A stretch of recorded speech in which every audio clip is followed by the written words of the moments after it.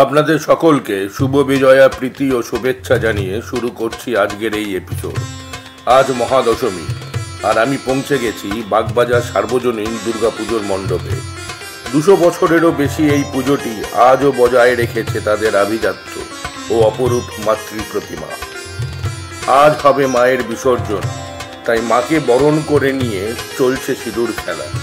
প্রচুর মানুষের ভিড়, কেউ লাইনে দাঁড়িয়ে আছে বরণ করার জন্য, কেউ বা সিঁদুর খেলাতে ব্যস্ত, কেউ বা পরিচালনা করছে আজকের পুরো ব্যাপারটা, আবার কেউ বা এবছরের মতো মাকে জানাতে এসেছে বিদায়।